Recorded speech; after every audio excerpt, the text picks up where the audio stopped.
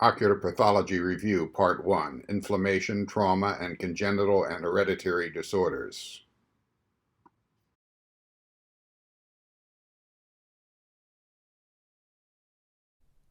Ocular Pathology Review, Part 1, Inflammation. From the Department of Pathology at the Wills Eye Hospital and the Sidney Kimmel Medical College at Thomas Jefferson University. The classic cardinal manifestations of inflammation include redness, heat, swelling, pain, and diminished function. There are several categories of inflammation, which are characterized by different types of cells. Acute inflammation is characterized by polymorphonuclear leukocytes and occasionally by mast cells and eosinophils. There are two categories of chronic inflammation, which involve cell proliferation.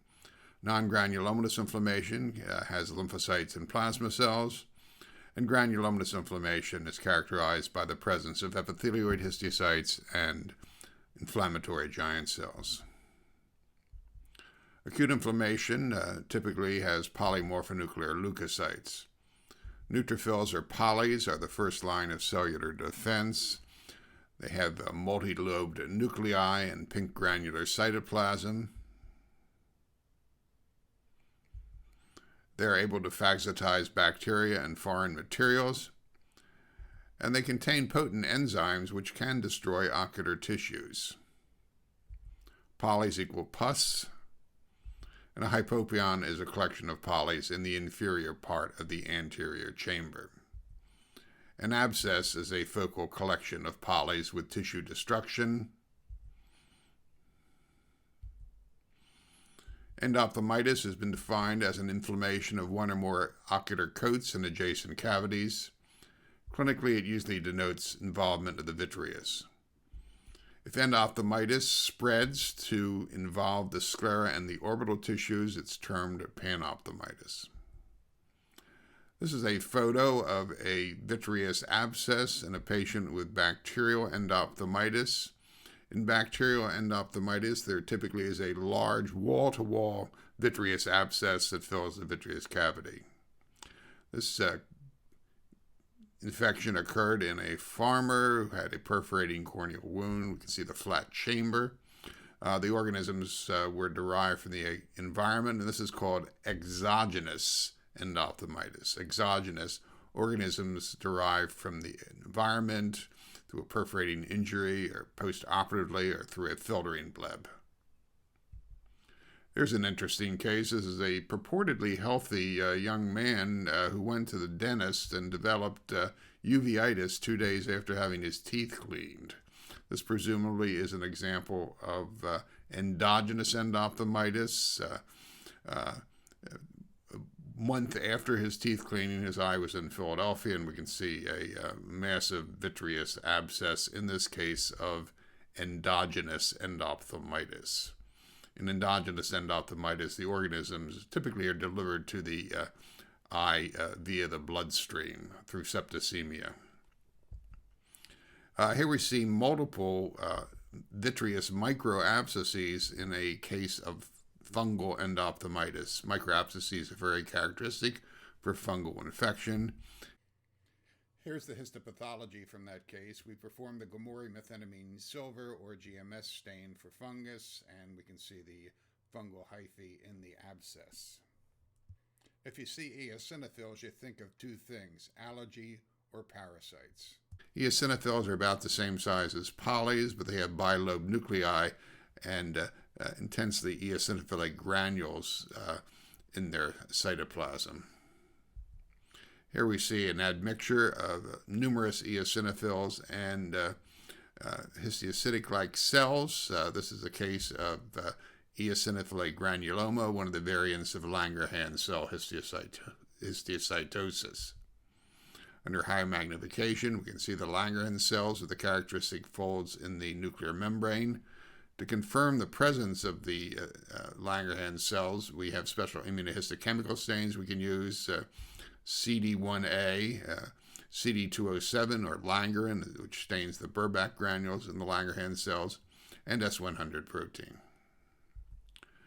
Lymphocytes, blue balls, round blue nuclei would scan cytoplasm. Again, key cell and humoral and cell-mediated immunity. Lots of different types of lymphocytes, and someone could talk for hours about lymphocytes, which I'm not going to do. Plasma cells are activated B lymphocytes, which are antibody factories. Plasma cells have eccentric cartwheel nuclei, or a wheel or spoke configuration of clumped chromatin. They have basophilic cytoplasm, which reflects the presence of RNA in the rough endoplasmic reticulum. There's a clear perinuclear area, or Hof, which means courtyard in German, which is the Golgi apparatus. Russell bodies. Russell bodies are crystals of immunoglobulin in constipated plasma cells. This is a rather florid example in the photomicrograph. They're not always round. Here's an example of a hexagonal Russell body. We've also seen examples of square Russell bodies. Chronic non-granulomatous inflammation, lymphocytes and plasma cells, tells you that the immune system has been turned on. Here's a young lady with a red eye with a small pupil. She has non-granulomatous iritis. Red eye with meiosis usually means that there's something going on inside the eye. Again, there's ciliary flush, accentuation of redness around the limbus, and patients typically have pain and photophobia. If her eye was examined histopathologically, I'd expect to find lymphocytes and plasma cells and perhaps some Russell bodies in her iris stroma. Mast cells were once thought to be tissue basophils, but I think there's some evidence that they are somewhat a separate type of cell.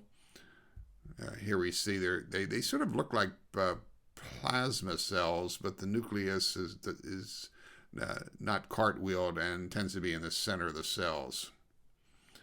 Increased number of mast cells, for some reason, are found in neurofibromatosis. Of course, they bind IgE to the surface, and when the appropriate antigen is encountered, there is degranulation and the release of these potent substances like histamine and heparin. This can lead to acute anaphylaxis and allergic conjunctivitis. Here's a laboratory worker with acute anaphylactic conjunctivitis. She had the classic symptoms of sudden intense itching and chemosis. Her conjunctiva of her left eye had blown up like a balloon by this chemosis. Macrophages, histiocytes or monocytes, are large mononuclear cells with eccentric reniform nuclei.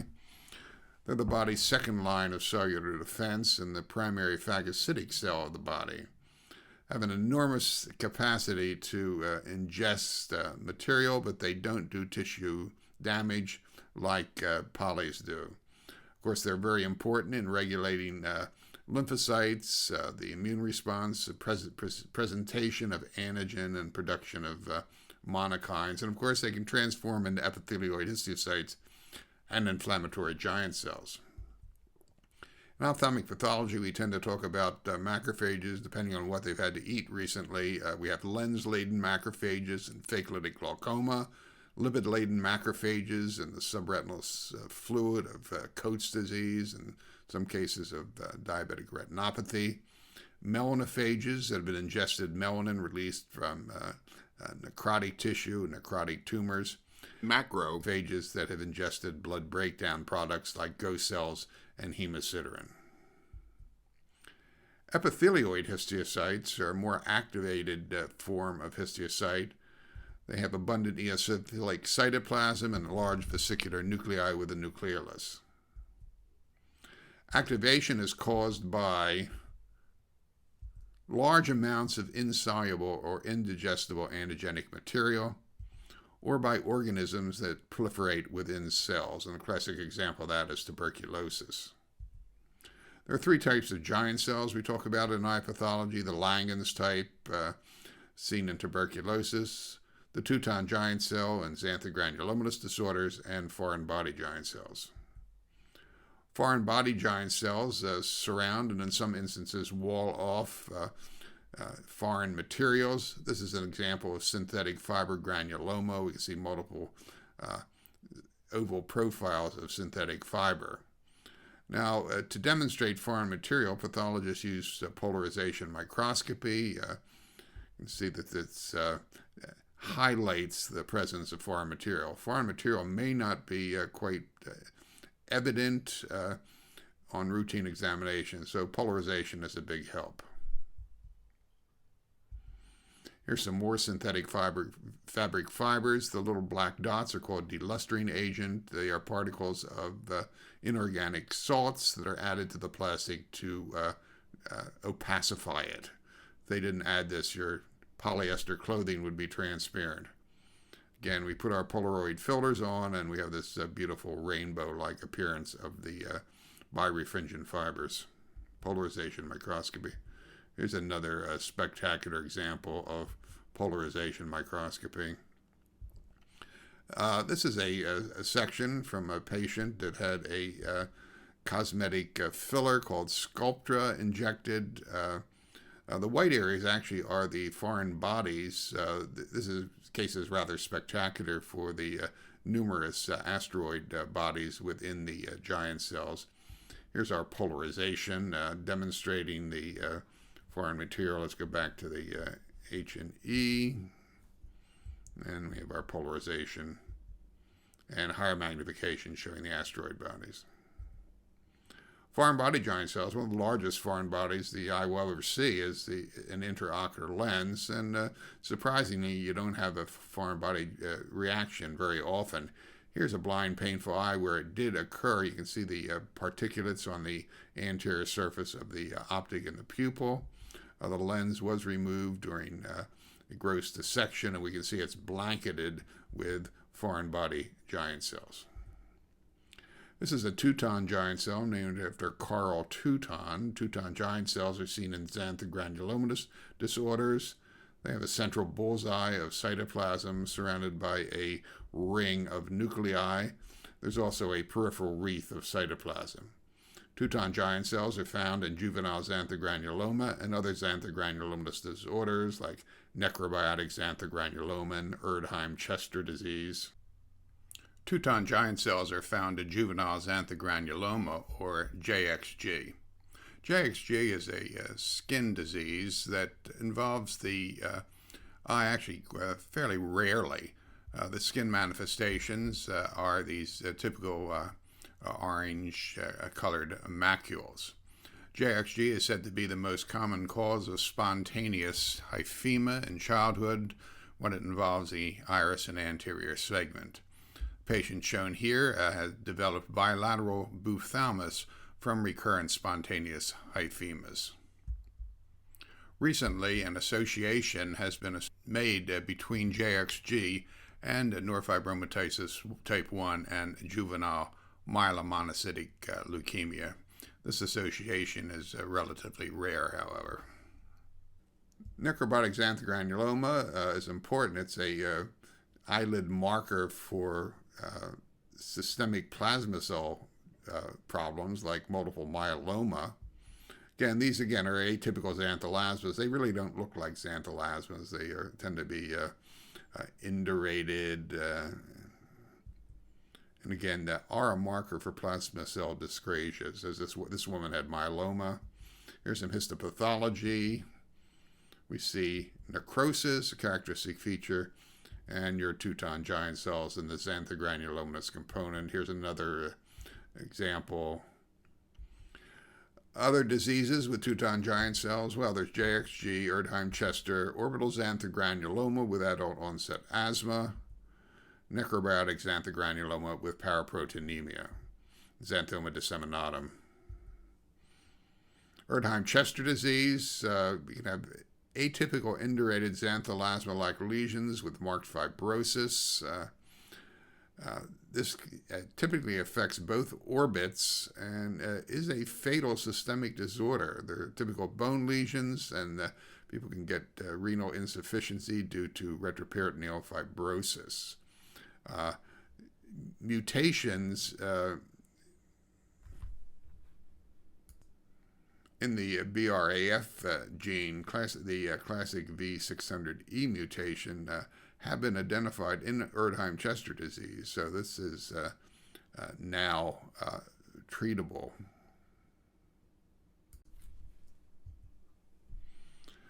This woman has the so-called atypical xanthelasma-like lesions found in orbital xanthogranuloma with adult onset asthma.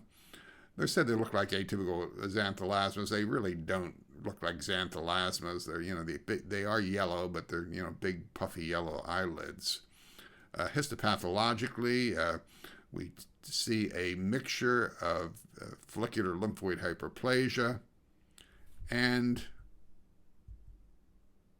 your xanthogranulomatous component with numerous Teuton giant cells. This woman did develop asthma as an adult. Chronic granulomatous inflammation. To make that diagnosis, you have to have epithelioid histiocytes and or giant cells. A clinical marker for granulomatous inflammation is the presence of mutton fat creatic precipitates.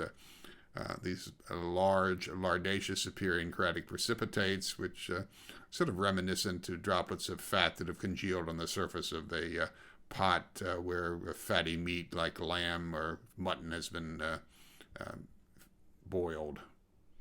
Histopathologically, they are aggregates of epithelioid histiocytes. Chronic granulomatous inflammation. These are cases where clinical workup, special stains, or studies may reveal a causative organism or foreign bodies or a specific diagnosis. Again, if you do special stains for microorganisms on lymphocytes and plasma cells, you probably won't find anything. If you do it on granulomatous inflammation, you may find fungi or acid-fast organisms.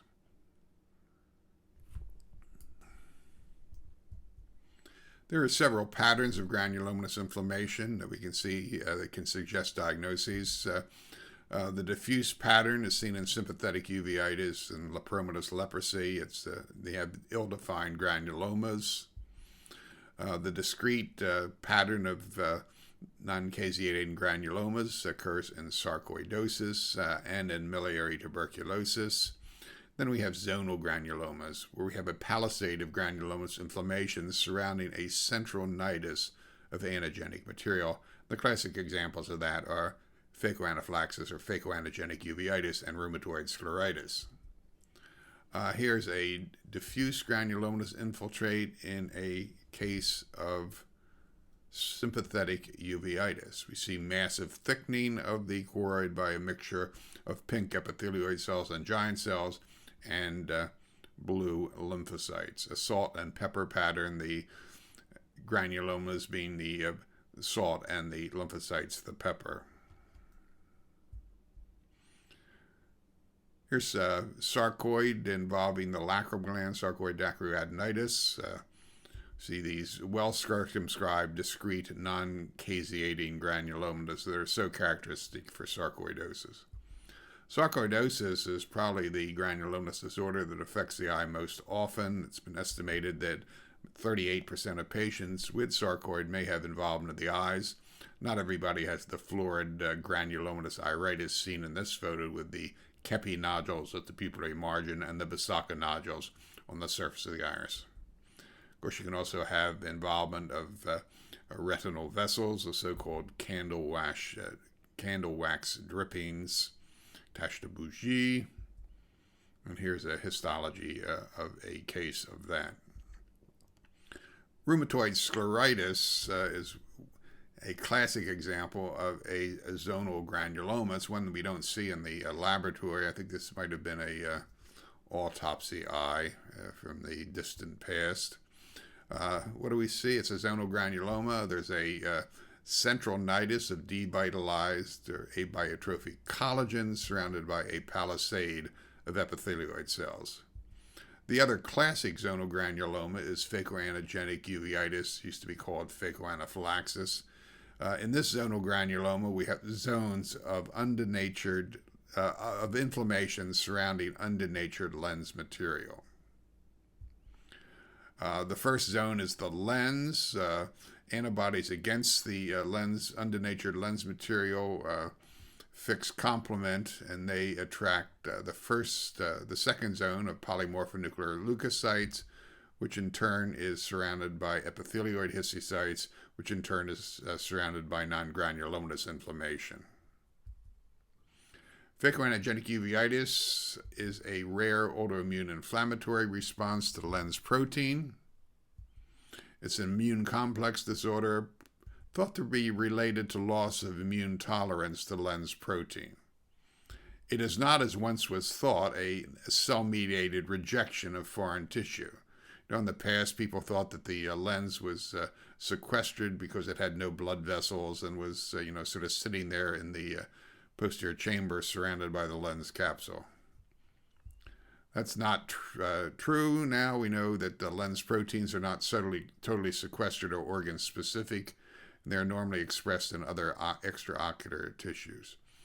Again, so if this were true, this would be one of the most common diseases in ophthalmology. Every time you do an cataract extraction, you would get phacoantigenic uveitis, and we know that's not true. Granulation tissue. Granulation tissue occurs in the reparative phase of chronic inflammation. It's non-granulomatous. Here we see histopathology. We have a mixture of proliferating capillaries and myofibroblasts, polys, lymphocytes, plasma cells, macrophages. It typically is non-granulomatous. Ophthalmologists apply the term pyogenic granuloma to an exuberant proliferation of granulation tissue that can occur after surgery or, say, after there's a spontaneous rupture of a chalazion. There's a rather spectacular example of a pyogenic granuloma that followed strabismus surgery, the top left. The pyogenic granulomas typically have a smooth surface. There's frequently no conjunctival epithelium on them. And one of the factors that helps you distinguish them from, say, capillary hemangioma is the inflammation and, most important, the radiating pattern of blood vessels.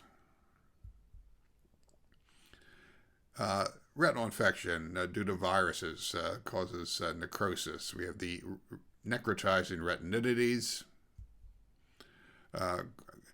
The causative viruses, cytomegalovirus, herpes simplex, varicella zoster, and herpes B, are all members of the herpes virus family.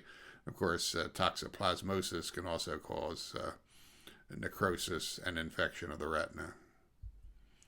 CMV retinitis causes total destruction of the retina, which is, again, does not regenerate or repair. In the early stages of the AIDS epidemic, a high percentage of patients would develop CMV retinitis, and they would generally get this several months before they died. The term cytomegalovirus refers to the cytopathic effect of the virus, which is cellular enlargement. You can see enlarged cells at bottom left, some infected giant cell and the disrupted retina at right. Of course, one of the classic features of CMV are the large intranuclear Cowdery type A owl's eye intranuclear inclusions, owl's eye inclusions. Coagulative retinal necrosis occurs in toxoplasma retinochoroiditis. The term retinochoroiditis reflects the fact that the primary infestation by the protozoan parasite occurs in the retina and that there is secondary granulomatous choroiditis that may affect the sclera in some instances. The term toxoplasmosis is derived from the crescentic shape of the free-living organisms, or tachyzoites, toxo meaning arc or bow. Toxoplasma cysts filled with bradyzoites are also found, and these are the cause of recurrent infection. Part 2, trauma. Here is some really significant ocular trauma. This is an example of oedopism or autoenucleation. This actually happens more than you might think. Typically occurs in psychiatric patients who often have religious delusions.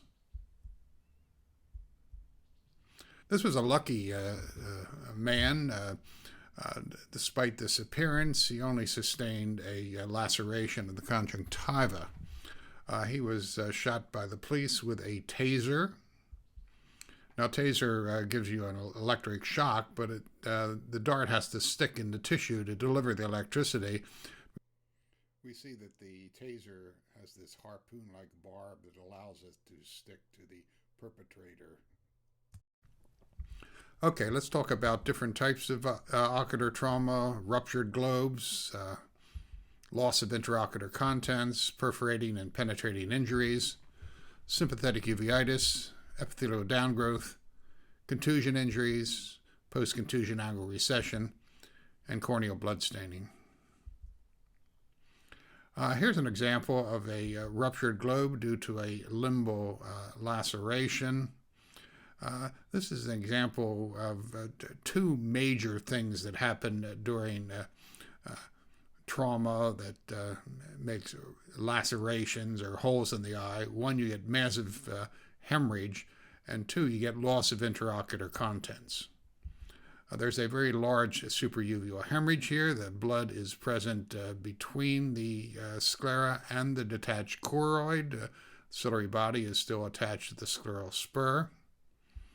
This is the neurosensory retina. It is drawn toward and incarcerated in the scleral wound. We also see loss of one of the iris leaflets.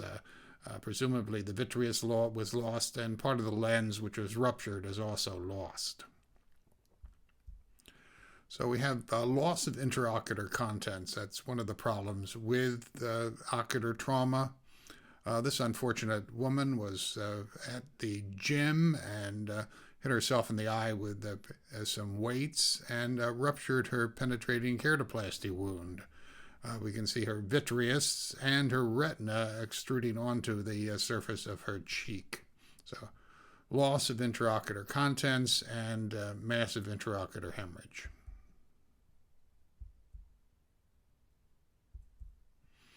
This is an example of a spontaneous expulsive hemorrhage. Now, expulsive hemorrhage is the ultimate surgical complication. Essentially, during an purportedly uncomplicated cataract surgery, a wound in the choroid will rupture, filling the eye up with blood, which will expel the intraocular contents. Well, that can occur spontaneously, as happened in this case. We see maybe one or two of these a year.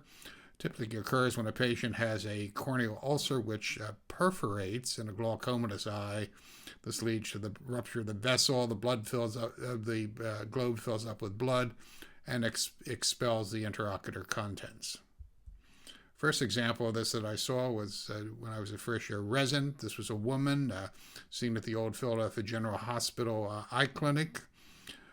She had neovascular glaucoma and a perforated ulcer and was walking the streets of Philadelphia for about a week with this mass extruding from her cornea. This mass was excised along with the globe, and the entire retina was present in the blood clot. So spontaneous expulsive hemorrhage. Here's another example of a ruptured globe filled with blood, so-called hemophthalmos, with detached retina incarcerated in the wound and extending onto the surface of the globe. If you see tissue on the surface of the globe in a ruptured globe during repair, that tissue should be submitted to pathology to rule out extraocular extension of retina. If the retina is coming out of the eye, the prognosis is poor. This would be defined as a penetrating wound of the globe. Penetrating wound of the globe. Penetration enters the structure. This, in contrast, is an example of a perforating injury of the globe. This is a BB gun injury. We have an entrance wound and an exit wound posteriorly, a tract of fresh blood, and this yellow ochre discoloration of the posteriorly detached vitreous, reflecting degenerated blood. This is a perforation, a perforating wound of the globe. To review that, penetration enters.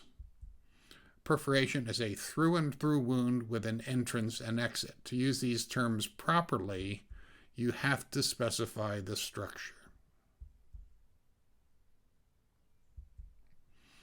This is an old case, probably about 35 years old at least. A young woman from West Philadelphia who burned her boyfriend's dinner, and he cut her with a knife. Unfortunately, he also cut her eye.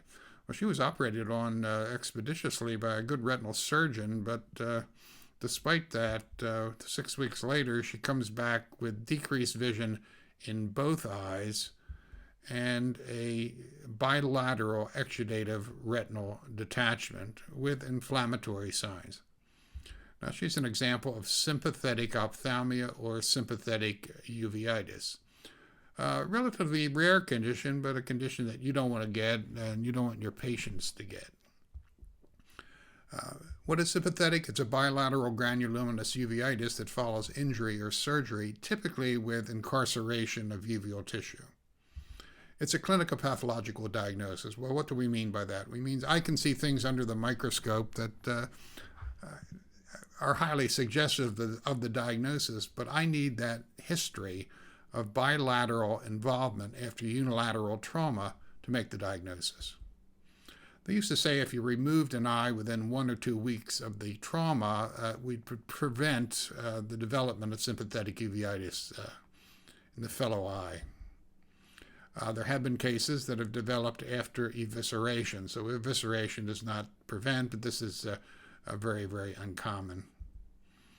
Association in the past with phacoanaphylaxis was incidental, and there was some question in the past of whether enucleation of the exciting eye could decrease the severity of inflammation in the fellow or sympathizing eye. Classic histologic features of sympathetic include a diffuse granulomatous infiltrate, sparing of the choriocapillaris and retina, Delan-Fuchs nodules, pigment phagocytosis by epithelioid cells and by giant cells, and plasma cells tend to be uncommon. Here's our diffuse granulomatous infiltrate. We can see that the choroid here posteriorly is maybe 5, 6, 7 times normal thickness. We have a diffuse admixture of pink epithelioid histiocytes and blue lymphocytes. It's been likened to salt and pepper, the pepper being the lymphocytes and the salt being the epithelioid cells. Under high magnification, beneath the retinal pigment epithelium and Bruch's membrane, we can see the choriocapillaris. Choriocapillaris is still there. It's been spared. This is called sparing of the choriocapillaris, another classic feature. Now, some people have questioned or wondered whether the choriocapillaris tends to be spared in these cases because the eyes tend to be enucleated rather promptly. That's a possibility. Another features that you can see is a pigment phagocytosis by epithelioid cells and giant cells. And another classic feature is the Delan-Fuchs nodule, which is not pathognomonic. You can see in some other granulomatous disorders. What is a Delan-Fuchs nodule? Well, it's essentially an RPE detachment by epithelioid histiocytes on the inner surface of Bruch's membrane.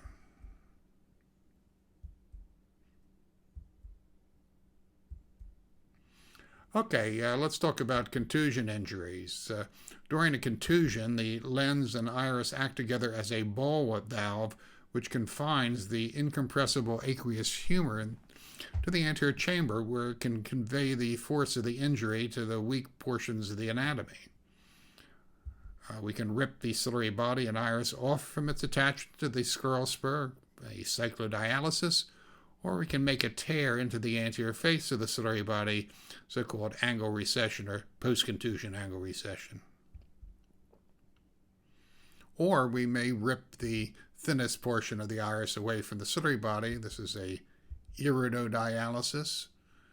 If both the iris and ciliary body are removed, it's a cyclodialysis, iridocyclodialysis. Here's a real case of acute cyclodialysis. We can see where the ciliary body, the longitudinal muscle has been avulsed from the scleral spur. The iris has this pigment dispersion consistent with ischemic necrosis. And of course, there is secondary hemorrhage. This is a normal eye. We see the longitudinal ciliary muscle inserting on the posterior aspect of the scleral spur with the trabecular meshwork and the canalis phlegm in the anterior crotch. During post-contusion angle recession, the tear tends to occur into the face of the ciliary body along the plane of the longitudinal ciliary muscle, and then this drops back, leading to angle recession. Here we see a cartoon. Hemorrhage, you typically get hemorrhage because the greater arterial circle is located in this area. The purple in this cartoon reflects ischemia of the inner portions of detached ciliary muscle. In the late stages of angle recession, this can lead to the appearance of a fusiform ciliary muscle. Fusiform ciliary muscle seen in this case. Here's a real case of post-contusion angle recession, rather acute. We can see the longitudinal ciliary muscle is still attached to the scleral spur. We can see early necrosis of the iris, and of course our hyphema with blood in the ciliary body and the posterior chamber as well. To assess an angle for recession, you find the scleral spur by following the longitudinal ciliary muscle to its insertion. There's the scleral spur, and then you drop a line parallel with the optic axis through the scleral spur. In a normal eye, the first ciliary process is located anterior to that line. In a recessed angle, the first ciliary process is displaced posteriorly. Now, there's something else going on in this case. Note the sawtooth pattern of the iris pigment epithelium. That tells us that this patient also has pseudoexfoliation. Under higher magnification, okay, find the ciliary processes. I'll take that back. Find the scleral spurs, draw our line. First ciliary process is anterior in the normal, it's posterior in the recessed, and we have widening of the ciliary body band. Widening of the ciliary body band, which you can see on gonioscopy, shown in this photograph. Why is this important? Well, a certain percentage of patients with post-contusion angle recession develop secondary glaucoma. Sometimes the eyes that come to the pathology lab that have post-contusion angle recession have another feature. They have new decimase membrane on the inner surface of the trabecular meshwork,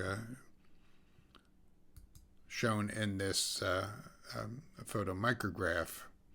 Desmetodization of the trabecular meshwork. Perhaps it's the patients that develop desmetodization that develop glaucoma. That's just a hypothesis.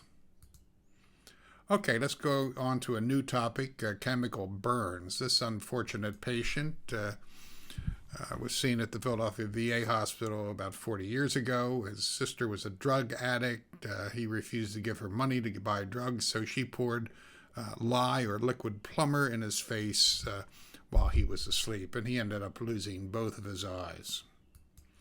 Generally, the severity of a chemical burn depends on the nature and strength of the agent and the duration of contact.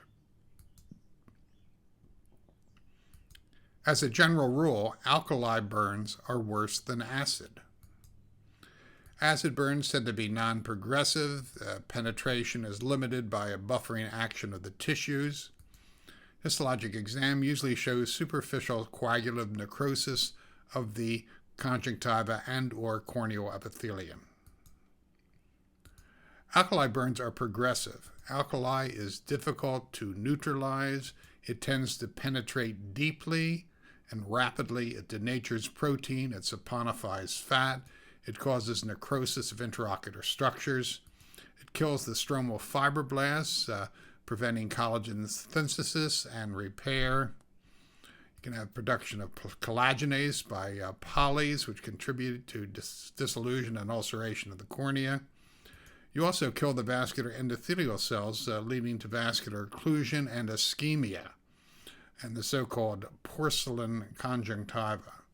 Porcelain conjunctiva is a bad sign. If you see an eye with a severe alkali burn that looks nice, white, and quiet without inflammation, that's a sign of ischemia and portends a poor prognosis. Here's another example of focal ischemia in an eye with an alkali burn. This histologic section shows a total loss of all the cell nuclei by the alkali that penetrated down into the interior of the eye, causing necrosis of the iris. So, patient has deep, rapid penetration. Intraocular foreign bodies. This, of course, is a metallic intraocular foreign body. The reaction of the eye to an intraocular foreign body depends on the chemical composition of the foreign body. Interestingly, pure copper tends to give rise to any acute purulent reaction like endophthalmitis. If you have an intraocular foreign body composed of an alloy of copper, like brass or bronze, less than 85%, you develop calcosis. The copper gets deposited in the basement membranes, like Descemet's membrane and the lens capsule. Iron can be derived from an iron foreign body in siderosis or from repeated hemorrhage in hemosiderosis. Iron gets deposited in epithelia and neuroepithelial structures. Vegetable matter typically is contaminated and frequently leads to infection. You frequently find fungi growing on vegetable material. Gold and plastic tend to be well tolerated, particularly if they are non-infected or non-contaminated. This observation led Howard Ridley to make the first intraocular lenses. He found pieces of plastic cockpit windows in the eyes of British aviators, and they tended to be well tolerated.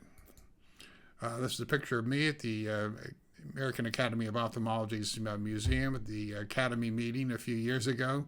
I'm standing next to the cockpit of one of these British fighter planes that gave rise to an intraocular foreign body. This is an example of a sunflower cataract, or so-called Sonnenblumenstar, of calcosis lentis. It was a German quarry worker with an intraocular foreign body.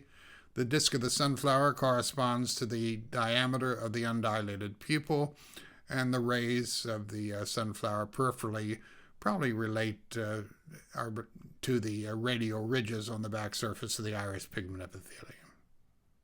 So calcosis lentis.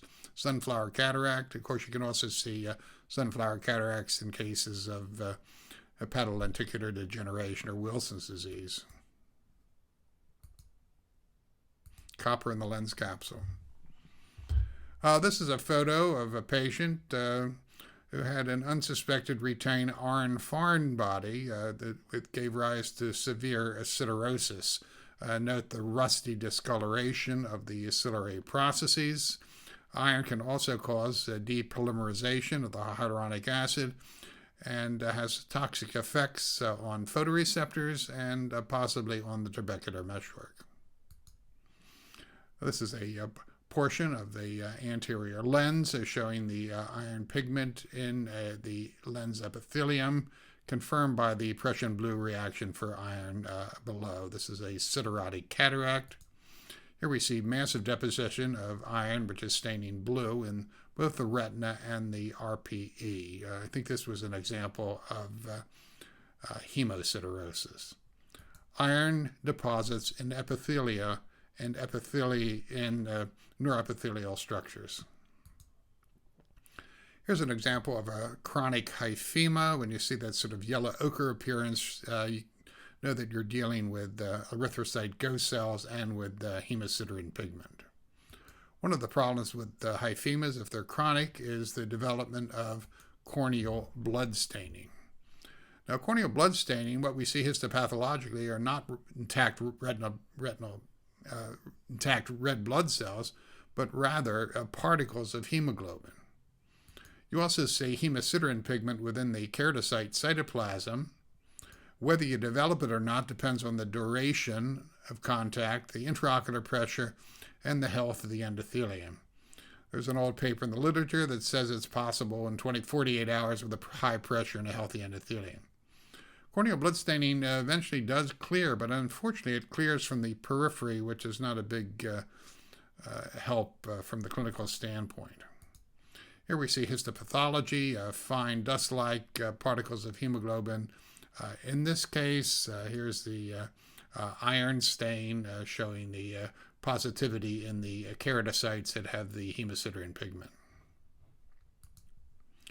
Not that infrequently, when we open a chronically blind and painful eye, we'll see glittering crystals. These are crystals of cholesterol, and this is an example of cholesterolosis bulbi. The cholesterol crystals are derived from blood breakdown products. Atrophia bulbi is a sort of a scientific term for what clinicians call ptysis bulbi. There are two types of this. Atrophia bulbi with shrinkage, or so-called clinical ptysis bulbi, and atrophia bulbi with shrinkage and disorganization. In atrophia bulbi, the rectus muscles exert traction on the soft eye, giving rise to a classic square or cuboidal configuration. In atrophia bulbi with shrinkage and disorganization, so-called pathologic ptysis bulbi, the eye is usually small and hypotenuse, the sclera is thickened and folded. There's disorganization of the intraocular tonsils, cyclitic membranes, total retinal detachment, massive gliosis, and osseous metaplasia of the retinal pigment epithelium. Here's such an example. Lots of pathology in this eye. There is synechial closure of the angle. There's a posterior synechia to the anterior surface of the lens with a white plaque of collagen and anterior subcapsular cataract. The vitreous cavity is filled with this white material, which is gliotic retina. And the sort of brownish material beneath that is actually large quantities of bone caused by osseous metaplasia of the retinal pigment epithelium. Intraocular bone is relatively common in blind, painful eyes. In fact, in the old days, before disposable microtome blades were available, some laboratories actually x-rayed their eyes to make sure there wasn't bone. They were worried that they would damage their expensive blades if there was bone present. The bone in osseous metaplasia is located on the inner surface of Bruch's membrane. Sometimes you'll see fatty marrow. There are actually rare cases that have bone marrow within the intraocular bone. Trauma also disrupts normal tissue relationships and may open up new substrates for cellular proliferation. Of course, the ultimate example of that is a perforating limbal wound that allows surface epithelium to get inside the eye, where it can grow on the back of the cornea or on the surface of the iris. This is called epithelial downgrowth or ingrowth. Here's another example of florid epithelial downgrowth covering the trabecular meshwork in this eye. Here's another example of benign cellular proliferation. This is glial tissue growing on the inner surface of the retina after vitreous detachment. This is epiretinal gliosis and can give rise to the appearance of so-called surface wrinkling retinopathy or cellophane retinopathy. We see the folds on the internal limiting membrane below the detached glial membrane. Part 3. Congenital anomalies. At first glance, this child looks like they have no eyes. This child actually did have poorly formed eyes, but they are covered by an imperforate sheet of skin. This is a developmental problem of the eyelids, and it's called cryptophthalmos. Cryptophthalmos may be part of the so-called Fraser syndrome, which in addition to cryptophthalmos may have renal agenesis, stenosis of the larynx, syndactyly, and oral and genital abnormalities. It may be bilateral, as in this case, or unilateral, as in this young adult from Venezuela. Colobomas are defects related to faulty closure of the embryonic or fetal fissure of the eye. Colobomas can involve the iris and ciliary body, choroid, and optic nerve. They are typically located infranasally in the territory of the fetal or embryonic fissure. This diagram shows the fetal fissure in the optic cup that allows vessels to nourish the developing lens. This tends to close around the 33rd day of gestation. Of course, colobomas result from faulty closure. A choroidal coloboma, as seen in these photos, the primary defect is in the neuroectoderm, so the absence of choroid that we see is actually a secondary phenomenon. In the photo above, we can see the scooped out appearance bearing the sclera. In the photo below, we can see dysplastic retina actually directly lining the inner surface of the sclera in the floor of the coloboma. Here's an example of an optic disc coloboma. Now, the ultimate colobomatous defect is called microphthalmos with colobomatous cyst. You may have a small eye with a posterior orbital cyst lined by abnormal retinal tissue or glial tissue. The cyst, which was ruptured here clinically during surgery, may be larger than the eye. Here's another example with a very large orbital cyst communicating with the retina through a significant defect in the posterior sclera. Again, microphthalmos with colobomatous cyst. Chromosomal abnormalities, trisomy 21 or Down syndrome has a variety of abnormalities that involve the eye. They include epicanthal folds, the mongoloid slant with almond-shaped palpebral fissures. Some cases are born with congenital ectropion of the lids. Whether they have iris hyperplasia or not I have some question about that. They do have brush field spots, which we'll show. They often have high myopia and congenital cataracts, and may develop keratoconus with eye drops. There's also reports of hypersensitivity to atropine, and they may have esotropia. This is a photo of the brush field spots on the iris of a blue eye from a patient with Down syndrome. The photo was given to me by Dr. Edward Jager. The brush field spots are the white densifications forming the ring. Now, the literature states that this may reflect atrophy of the stroma. I think that's incorrect. Here's a histologic section that we recently made, and it shows that the brush field spots actually correspond to areas of focal stromal fibrosis. Again, as we said before, patients with Down syndrome may have cataracts. Trisomy 13 or Patau syndrome has a variety of ocular defects which tend to be rather severe. Patients occasionally are born without eyes with anophthalmia, or they may have severe degrees of microphthalmos. The retina is often dysplastic. In fact, the condition was called retinal dysplasia before chromosomal analysis was invented. A characteristic feature in trisomy 13 is the presence of hyaline cartilage within a coloboma. This typically is seen in a microphthalmic eye less than a centimeter in diameter. They may have persistent fetal vasculature.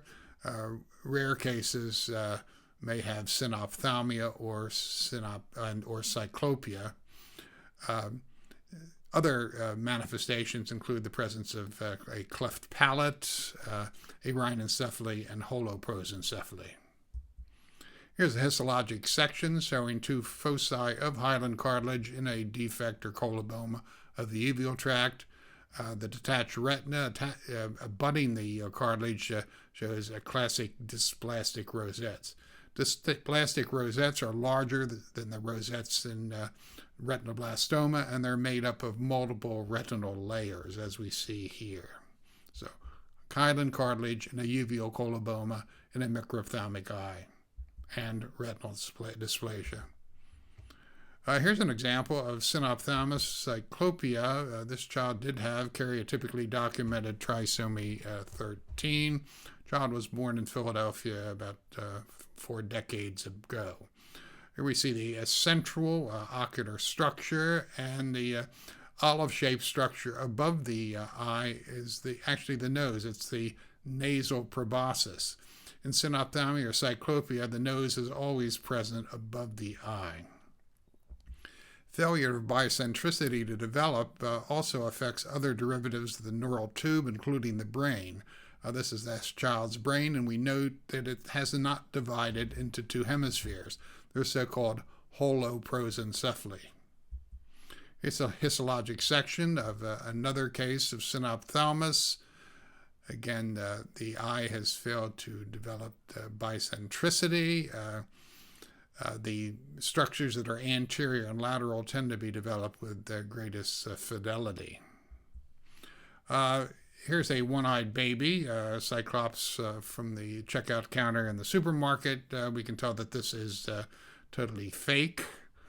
The eye is not present beneath the nose, as vice versa. If you see the eye in the normal position, that tells you it's not a true Cyclops. This is a histologic section of the lens from a patient with the oculocerebrorenal syndrome of Lowe, an X-linked disorder. The lens of Lowe syndrome tends to be small and discoid and can have lens capsular increscences. Glaucoma and cataract can occur in patients with Lowe syndrome as well. Another interesting feature is the presence of a keloid-like scar of the cornea, which we have seen one case, corneal keloid. Aniridia. Aniridia is a disease spectrum caused by mutations in the PAX6 gene. It's a disease spectrum which includes foveal hypoplasia, corneal dystrophy related to stem cell problems, as well as cataract and glaucoma. Here's a gross specimen in the laboratory. We do see that there are stubby remnants of iris. These would be hidden by the overhang of sclera at the limbus. So there is some iris there. Perhaps iris hypoplasia is a more accurate term since the iris is not totally absent. Here's a histologic section of the iris in that case, and we can see it's not normal. There's no dilator muscle, there's no sphincter muscle. There's also no trabecular meshwork in this case. Miller syndrome, you should know about. The Miller syndrome comprises maybe about 13% of patients with aniridia.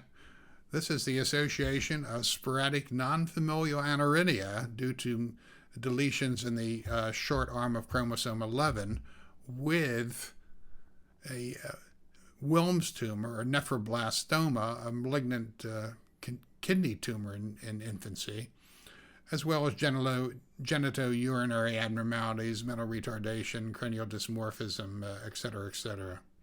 Now, the incidence of aniridia in a Wilms patient is 1 in 73. Actually, the incidence of Wilms tumor in sporadic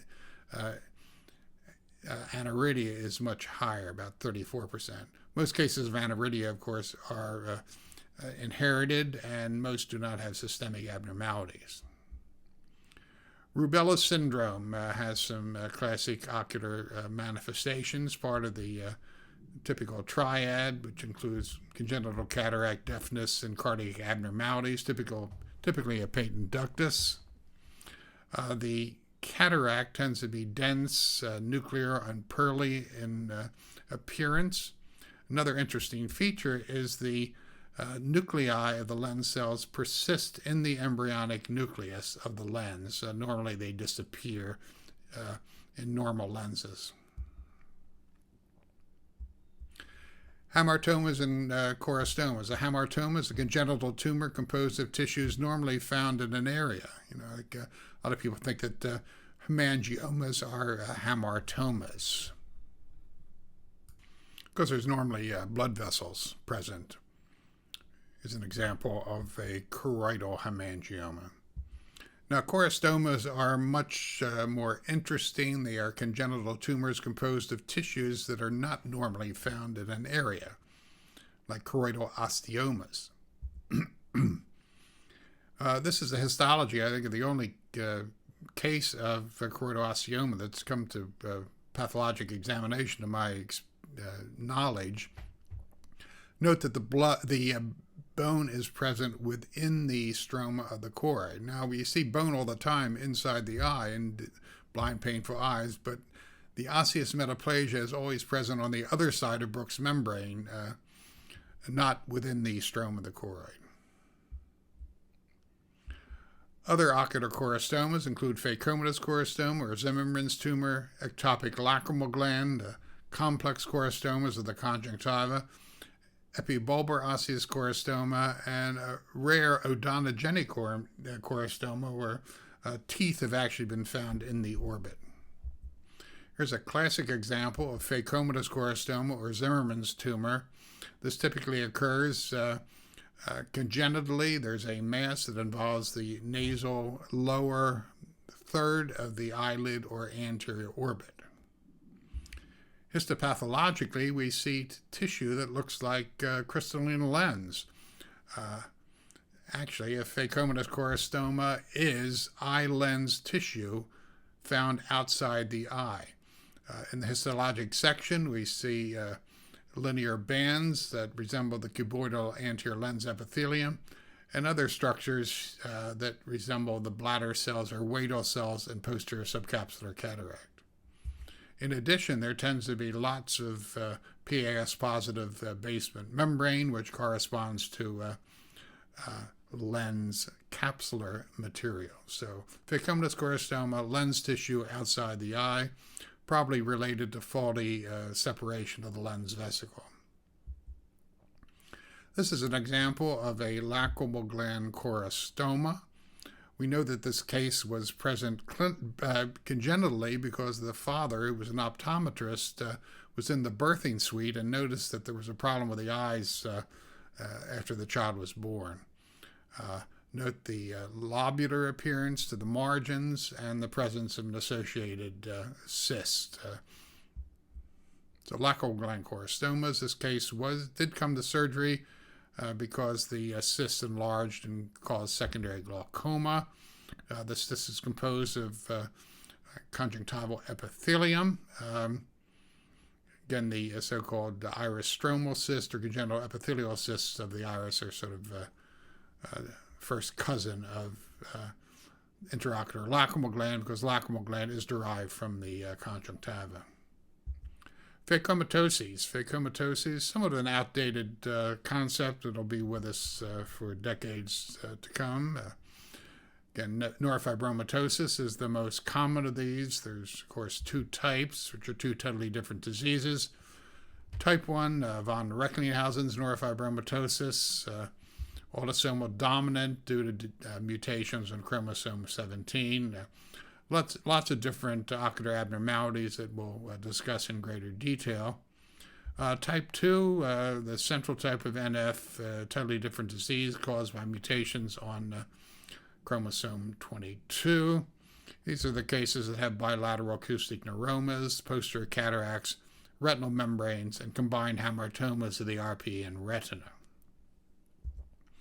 Here's some of the skin abnormalities in neurofibromatosis type 1, the small molluscum fibroma, and the diffuse elephantiasis neuromatosa, reflecting a diffuse hamartomatous infiltration by neurofibroma tissue.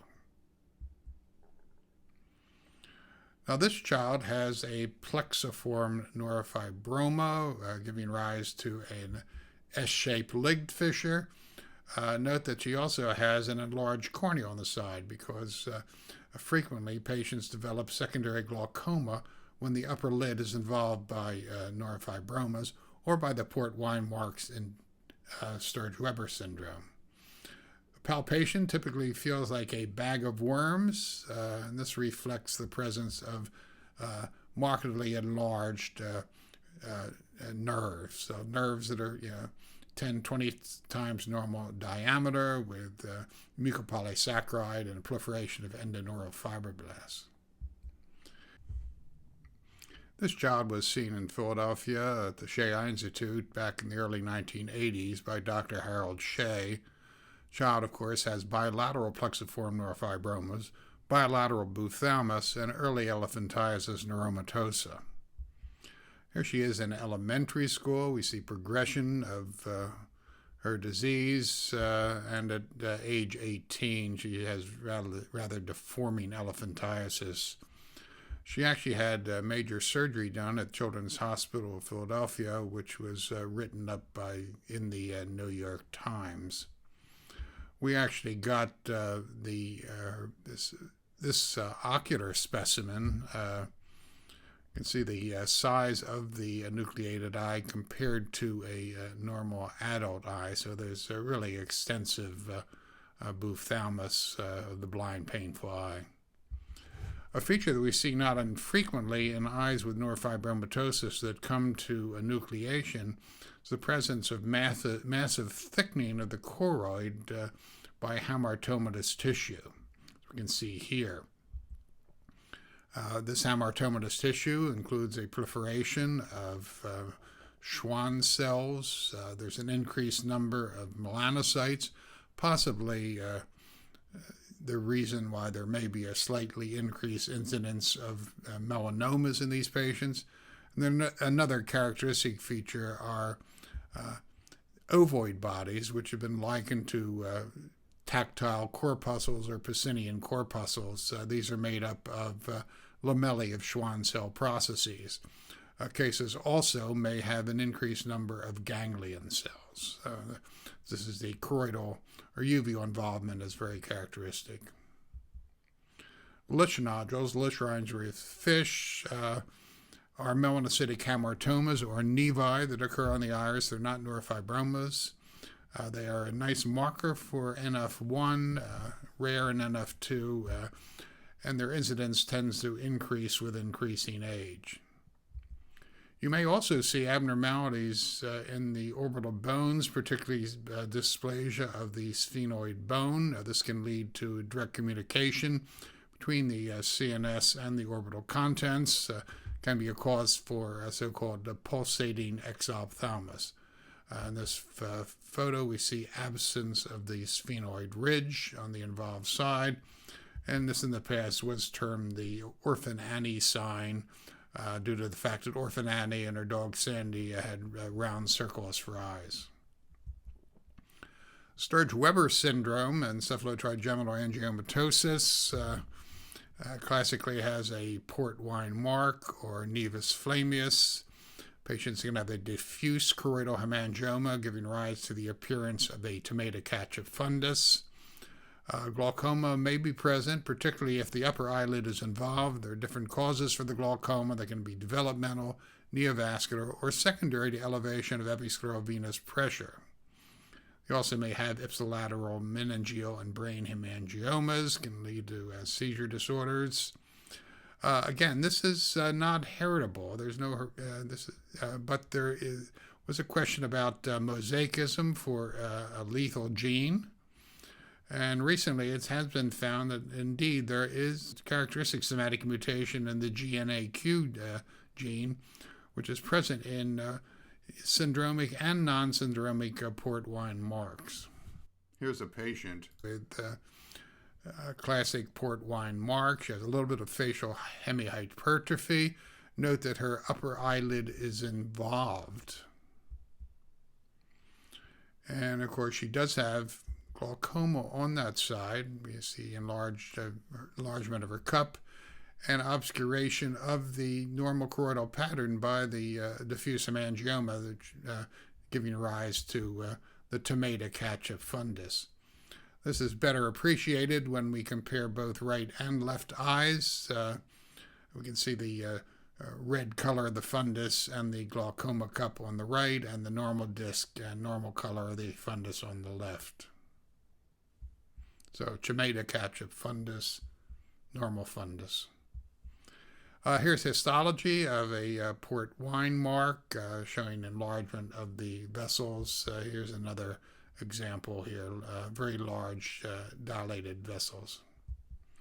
Von Hippel-Lindau, angiomatosis retini, is a tumor suppressor gene problem due to mutations in the chromosome 3. The classic ocular abnormalities are retinal hemangioblastomas that have large feeding and draining vessels.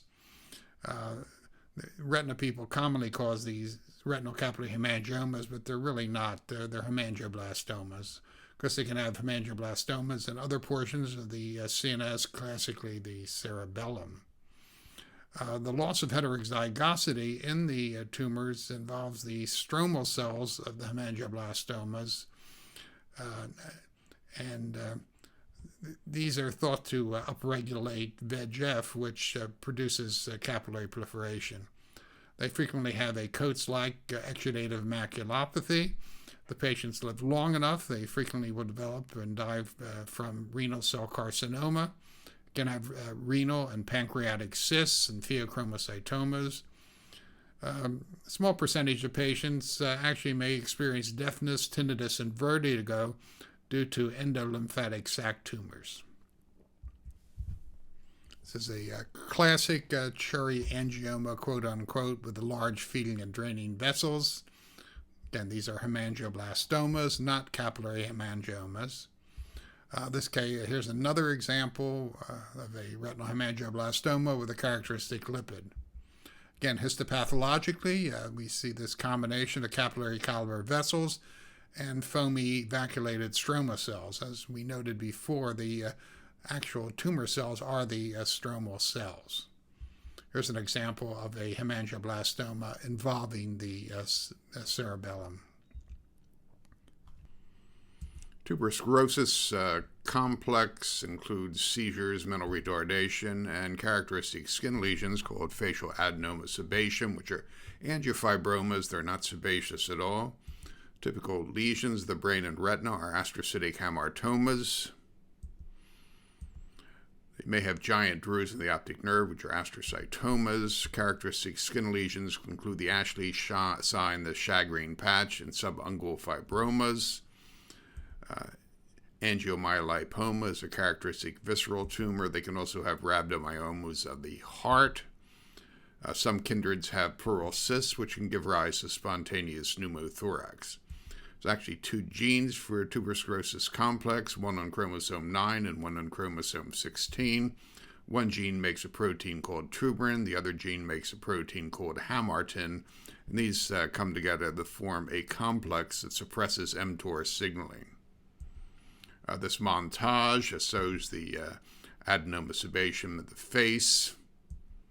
The astrocytic hamartomas tend to be superficial in the retina, and they are eosinophilic. They're not blue like a retinoblastoma. We can see some calciferoids in the base of the lesion. Here's a rather small subungual fibroma. This is a giant cell astrocytoma. This is a progressive lesion similar to those found in the central nervous system. These can be confused with retinoblastoma quite readily. Here's a classic mulberry nodule with the calcus spheroids in an astrocytic hamartoma. These retinal lesions, of course, white tumors in children in the retina, can be confused with retinoblastoma. The family history and the history of a seizure disorder frequently is helpful in making the differential. Other phacomatoses, this is the Wyburn-Mason syndrome, a great AVM, a non-leaky AVM. The thing to remember about Wyburn-Mason is that these patients may have similar lesions elsewhere. There was an old patient from Wills that had this found in the eye and then almost bled to death after having a tooth extracted.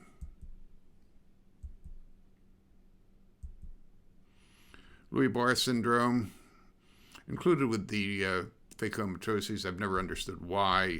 It has conjunctival telangiectasies, oculomotor disturbances, deficient cell-mediated immunity, and sinopulmonary infections, and increased lymphoma. Multiple endocrine neoplasia syndrome 2B, not included with the phacomatoses, but it's something you should know about. It has enlarged corneal nerves, dry eyes. Characteristic feature, the presence of submucosal neuromas, including the conjunctiva. They have the typical facies, amorphinoid habitats. They can develop bilateral pheochromocytomas, and 100% of them have medullary thyroid carcinoma, a malignant neuroendocrine carcinoma of the C cells that make calcitonin. And these tumors tend to metastasize very early, and the diagnosis can be made by doing serum tests for calcitonin. This is a young teenager from New Jersey that wanted to have plastic surgery done at Wills. Again, during intubation, he was noted to have these nodules on his tongue. The histopathology of both eyelid specimens showed enlarged, fairly normal appearing nerves near the mucocutaneous junction. These are submucosal neuromas. He also had enlarged corneal nerves. And he also had a thyroid nodule, which proved to be a medullary thyroid carcinoma. Another example, an 18-year-old man from Mexico that presented many years ago out in California. He had metastatic medullary thyroid carcinoma when he presented to Estados. He also had enlarged corneal nerves. So 100% of these patients have medullary thyroid carcinoma, again, elevated calcitonin levels. It's very interesting. Some of the new drugs for diabetes, one of them has a warning that it should not be used in patients with MEN2B or medullary thyroid carcinoma because the drug can cause tumors in mice models. Other conditions with enlarged corneal nerves seen here. Okay, here's Frida Kahlo. Frida Kahlo, I think, was very obsessed with her unibrow or synophorus. Again, was she a form frust? There are two syndromes I'm aware of that have synophorus. One is Cordelia de Lange syndrome, and the other is Waardenburg syndrome. Of course, Waardenburg has heterochromia, a white forelock, and deafness. Here's a mother and child, an old photo of Waardenburg syndrome. Again, they also have dystophia canthorum and widely spaced eyes. It used to be said that the involved eye was the darker eye, but I would say that this is pretty good evidence that the involved eye is the lighter eye. So, Waardenburg syndrome.